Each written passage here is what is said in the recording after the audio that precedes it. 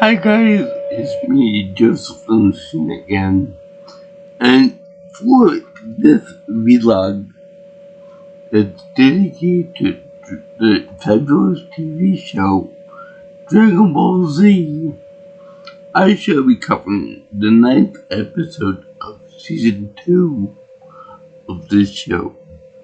The name of the episode is The Hunted. Like I gotta say, I do remember this quite well from when I was a wee baby Joey. And it was very, very good. It was the one where Dodoria, the captain of the group of enemies, ended up moving his big fat pink ass and got up to kiss Krillin Gohan. But there were a few details that escaped me when I was watching when I was a kid. And that being, I'll get into them later on. But, I remember the basic framework of the episode, in which it would be, the Freezer guys were basically, talking down to, the Namekians. And even the announcer was saying that, they put a good fight, but the Namekians didn't stand a chance against the more powerful Frieza guys, Doria, Zarbon, and Frieza himself. Which, by the way, I didn't know it before this, but I checked out the credit sequence of this show, and it turned out that Chris Sabat does voice the voice of Zarbon. So yay for me for that. So anyway, and I friend Gohan is voiced by Laura Bailey. Now, I know I heard that name before somewhere, but Laura Bailey.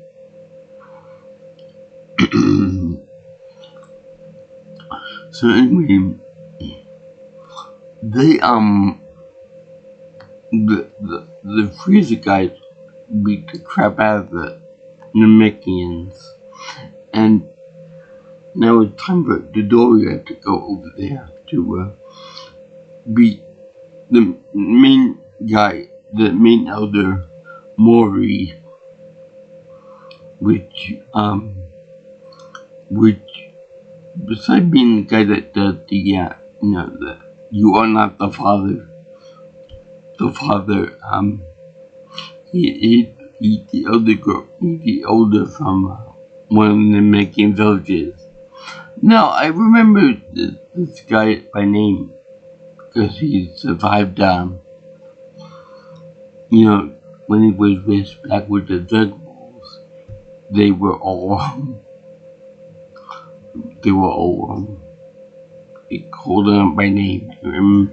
I believe that he is the guy that Guru had on his written again knowledge of Dragon Ball creation and stuff, so that he can continue on with the rules and with the passing on torch and stuff as the Guru died of natural causes and stuff. So that's kind of nice. But that's getting ahead of myself a little bit. But right now, we have him playing with Dodoria, and now Dodoria ends up flying toward him at supersonic speed at the end of the last episode. Now they show that he surprised us this. But then Frieza at the last second said, no Cartman, bad boy, bad.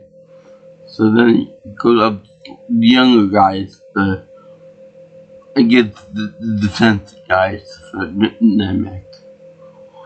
And he ends up taking them all out in a very PG way too, by ripping out the heart of one of the guys from his back, aka more combat style. And it's really kind of gruesome and the elbows on the guy in his back. And it's all very pleasant to look at. You see blood everywhere and everywhere over his pink body and stuff, and it's very wonderful to look at from an adult's perspective. From a kid's perspective, we skip shitless. But anyway, then it's time for Maury's turn as the third guy gets defeated. I forgot how, but it is. But then he also Maury decides to power up to try to fight him. But then Dory decides to take out one of the kids behind him as he ran away from him. This is a low blow to anybody. Don't ever mess with kids or pets for that matter. And Krillin, for one thing, he said the word scumbags. I know that it's doing pure evil here, but still, to say the word scumbag in a kid show, in a teenage show, I should say, is like, whoa. I was really, really surprised by that. And it was like, it's right. I don't remember them ever seeing it in the original show. Maybe it could have been because the dub changes and stuff, because it's done by Funimation, and when I probably saw it with Ocean Dub with Brian Drummond as Vegeta. So more likely that's what it was. But it's still it's come back in a TV show like this. It got a bigger pie mouth than I have. Really, because when I was a kid, I never cursed. For fear what my parents would do to me. So I only started doing that at the end of in college. And everyone was surprised by that too. But he's got a bit of a pie mouth here. Now Dodoria fights with Maury, and he does a version of the Azumi technique, much like in Dragon Ball and Z and all that. By where I mean, like, he will do an image of him charging and then punching, disappear, then he'll punch, do another charge again, but then stop, and then when Maury's got his guard down, it'll appear behind him and it gets him into a severe headlock. Now the second thing that I noticed in this, I was like, oh, well, they got away with that. They actually put Maury in a headlock, but then they show it. They showed Dodoria breaking his neck. They don't actually show it. Like, you don't actually cut the block or cut to some other part of the scene or whatever. They actually show him cracking the guy's neck on screen, and it's like, holy shit, this guy is sadistic. Then the fact that he uses the mouth blast, which I would thought was more powerful, because not only can it catch the person on guard, but it's more of a guitar rage felt like instinctual power. It's more of it comes from the inside, quite literally, and you can shoot powerful laser at them. But I find it interesting. There's a bit of a pattern here, because I would consider Dodoria and Zarbon to be a pair, like Nappa and Vegeta. Both Zarbon and Vegeta have transformations, which makes them more powerful. I mean, one transformation more power with two forms. Doria would be the Nappa too, the big fat guy, and I wager that if Nappa were given carte blanche to do what he wanted, excuse me, I wager that if he given a little bit more time to do so, he probably broke some guy's neck in the D-Fire group, or he would have done maybe more sadistic, something or other. So I find that very coincidental that both are sadistic, both are big and fat, both are usually the big powerhouse of the group that are big and muscular. They're both sadistic. They both get angry real fast. They both get to the point where they can barely see straight. And they can do mouth blasts. You know, the same way King Piccolo, which was supposed to be like the big evil guy in the whole universe type thing. And I can't remember if anybody used a soul flare on Nappa. But yeah, he woke Trunk by Vegeta at the end. I actually hope we get beat by Vegeta, but still. That was the well there, and it may even be voiced by the same guy, I'm not sure about that. And let's see here, they both destroy the Namekians. Piccolo and the other guy, Corey, yeah, I think Corey is his name, which makes which when Dodoria threatens to take out Dende at the future guardian of the Earth, that they Gohan loses temper, and we all know what happens when Gohan loses the temper.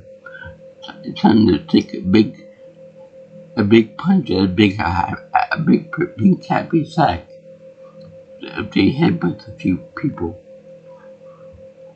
so then you see him getting punched in the face, launched into one of the buildings of Maurice, and his head gets crushed into one of the big buildings, and you can reach to get off your big fat butt and get over there and catch them. Now, I would imagine that Dora would probably say to himself, not that. He doesn't have to yell at me for that.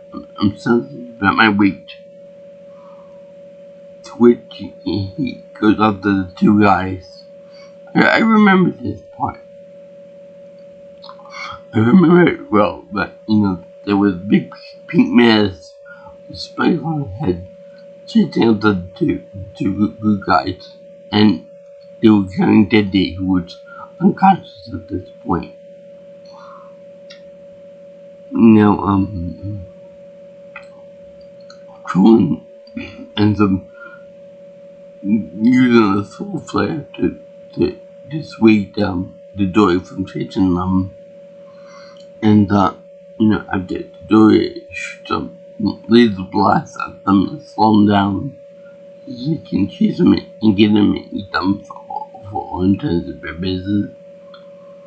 Then, the Dory then Krillin drops Dende, and as he's falling down, Krillin tried to go get him, and Doria stopped him by grabbing his foot, and he's hanging there like Vegeta later on.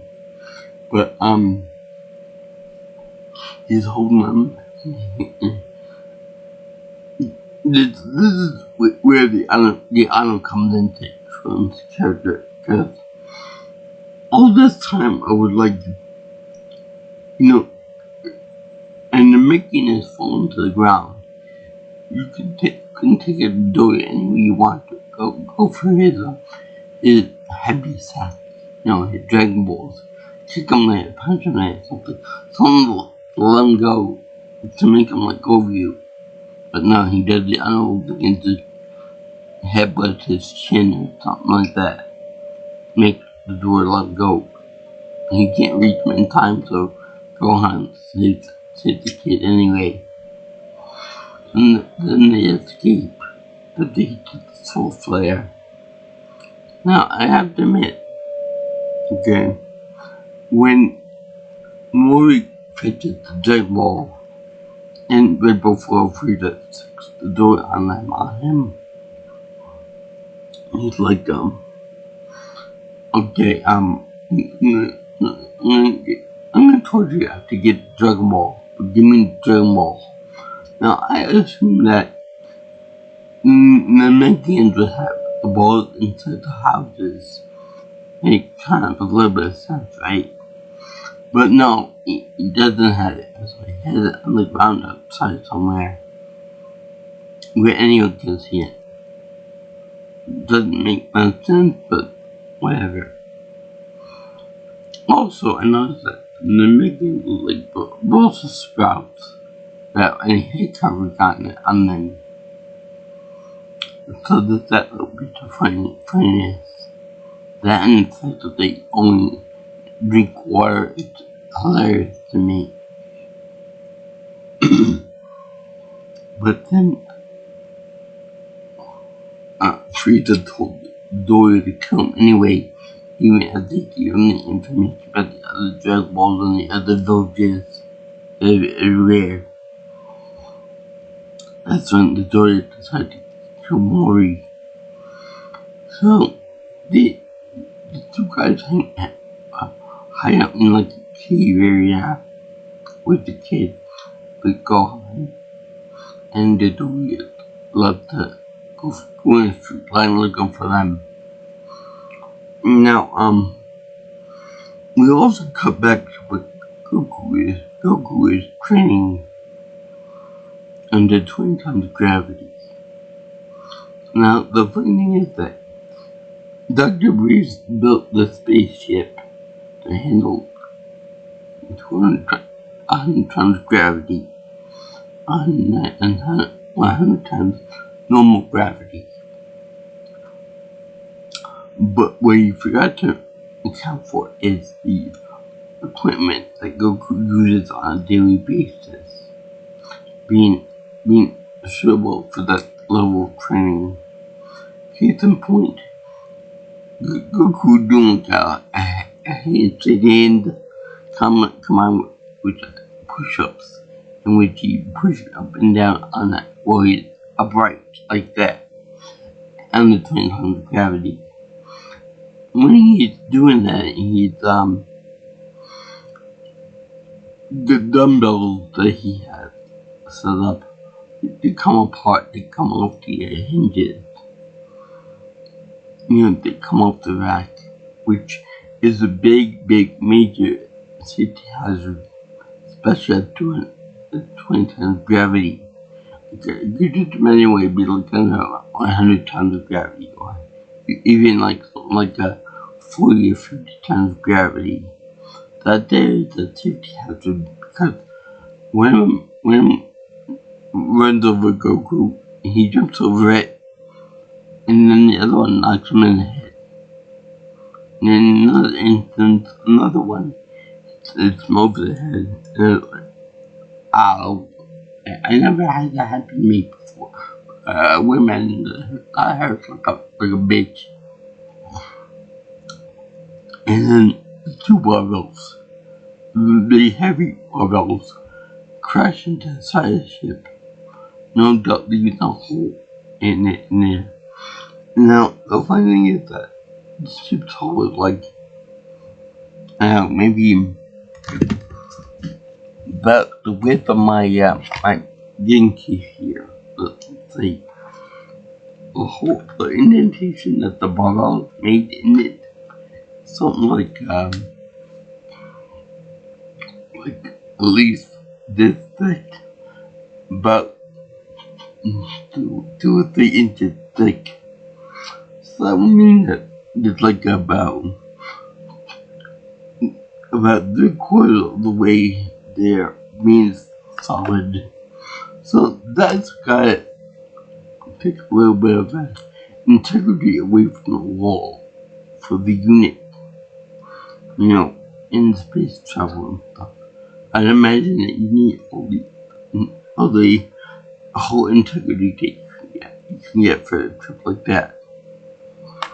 But I don't know, it's science fiction, so I'll let it slide a little bit.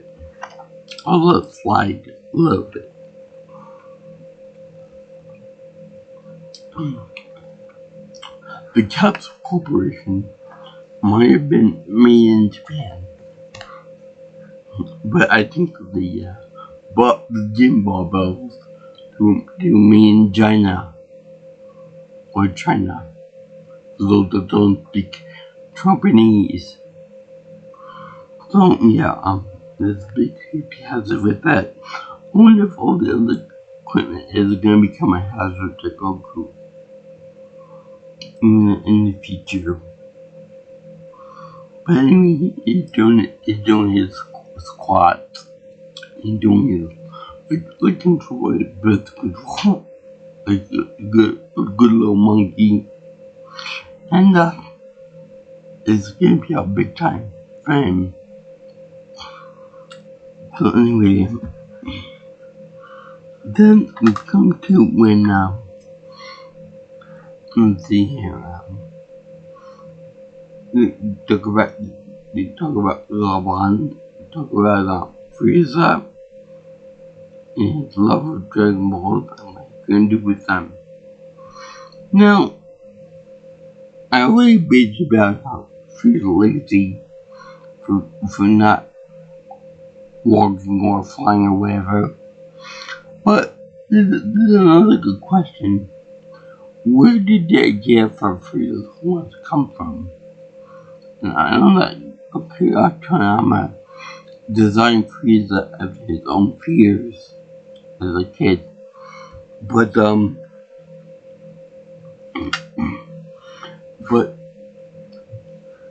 makes sense for the second form to be a tribute to his father, which has horns, and the first form would be an obvious the evolution of that.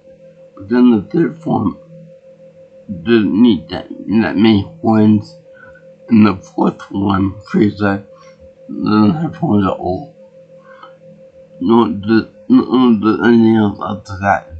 So why did Toriyama give him horns? So then they end the episode with Goku going into further into more into being close dynamic, close to his goal of saving everybody again. More they show the diabolical nature of Frieza, the nature the Doria and Zarbon, and that Zarbon will do anything in his power. Please, Lord Frieza, and that the Doria will do anything to save his own people, but Frieza. I enjoyed this episode. I enjoyed the very rare soul flare.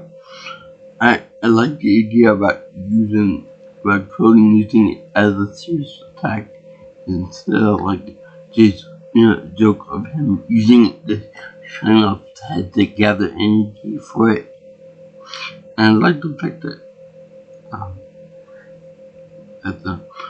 because Gohan saved the kid Dende then they end up becoming the guardian of the earth through power of friendship. So I could like to make comparisons with Doria and Nappa, and then Piccolo before it. In the old video statistic, all three of them take this dynamic, Nappa and Doria take up dynamics, and they could beings with energy attacks. And they both do melt blasts. I'm sure they have different names for them, but they take up them with a blast. That's super powerful, super big, and irredeemable.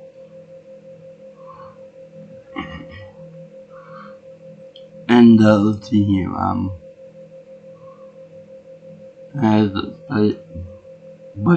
yeah. I thank you for watching this episode, this video dedicated to the episode of The Hunted. That'll be episode 9 of season 2 of this Dragon Ball Z. The most popular anime of all time. And also, it's the same matter. I give this one my happy face seal approval, because it will all see how the bad story is up until this point through talk, but now he's really something to piss people off through his actions and power level. And I find it interesting that he got purple lips too, kind of more or less like a gay icon. Which I don't mind, but I'm just it's noticeable being that he's pink with purple highlights. And I like to make Vegeta in the future episodes called Dodo Brains. Anyway, if you guys like what you see here, and you want to see more of my videos, you can always like, comment, share my video, or you can subscribe to my channel. Or if you want to give me ideas for future content and whatnot, you can always call me or text me at 631-707-3707. That's my phone number. And Twitter or my ex, if you prefer, is at P Maelstrom Pro. And if you want, you can get me on my email address at JJ's Viewing Channel at gmail.com.